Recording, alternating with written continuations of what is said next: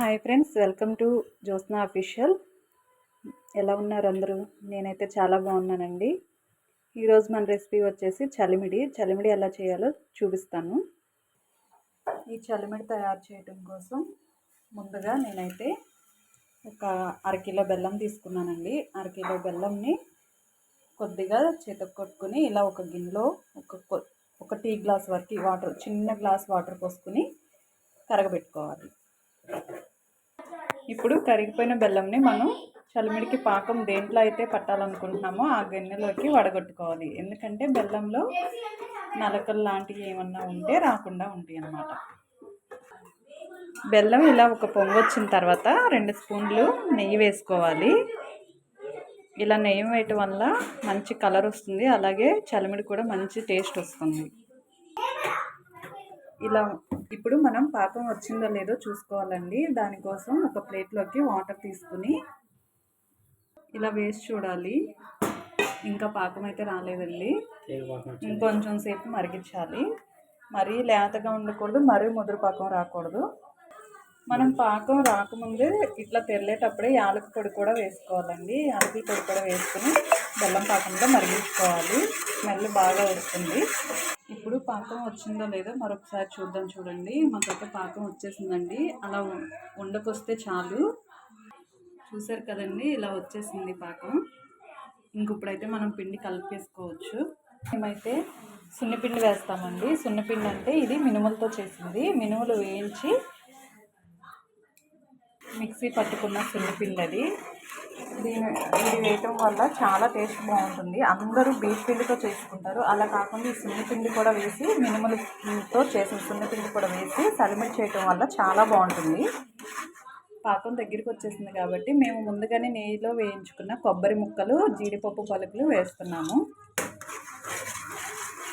వెండి కొబ్బరి పలుకులు, జీడిపప్పు కొంచెం ఎక్కువగానే వేసుకుంటే టేస్ట్ చాలా బాగుంటుంది. ఇప్పుడు సున్నిపిండి కూడా వేస్తున్నామండి.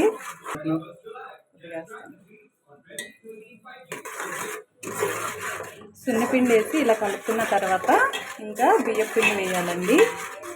తడి బియ్యపిండి అండి, పొడి బియ్యపిండి కాదు. ఈ తడి బియ్యపిండి మనం ముందు రోజు నైట్ బియ్యం నానబెట్టుకుని పొద్దున్నే శుభ్రంగా 4-5 సార్లు కడిగేసి మిక్సీ పట్టుకోవాలండి. మిక్సీ పట్టి జల్లిచ్చి ఇలా తడి బియ్యపిండినే వాడాలండి చలిమిడికి. ఇలా బియ్యపిండి కూడా వేసుకుని బాగా కలుపుకోవాలి. వేడి మీద బాగా ఉన్నప్పుడే ఎక్కువ పిండి పడుతుందండి. బాగా త్వరగా కలిపేసుకోవాలి. నాకైతే 1 కిలో బెల్లంకి 3/4 కిలో బియ్యపిండి పట్టిందండి. ఎందుకంటే మేము 1/4 కిలో దాకా సున్నిపిండి వేసుకున్నాం కాబట్టి, లేదంటే కిలో బియ్యపిండి పట్టేది. ఈ స్టేజ్లోకి వచ్చినాక ఇంకా ఇది ఒక రౌండ్గా ఉండలాగా చేసుకోవాలి. చివరిగా కొద్దిగా జీడిపప్పు, కొబ్బరి ముక్కల్లో గసగసాలు కూడా వేసుకుని మనం రౌండ్గా చుట్టుకున్న చలిమిడిని దీని మీద వేసి మొత్తం చలిమిడికి అతుక్కునేలా రౌండ్ చేసుకోవాలి. ఇదేనండి మాకైతే మా పెద్దల కాలం నాటి వాళ్ళు చేసే చలిమిడి ఇలాగే ఉంటుంది. మీరు ఇప్పుడు యూట్యూబ్లో చేస్తున్నారు కదండి పంచదార చలిమిడి, బెల్లం చలిమిడి కూడా సున్ని వేయకుండా చేస్తున్నారు.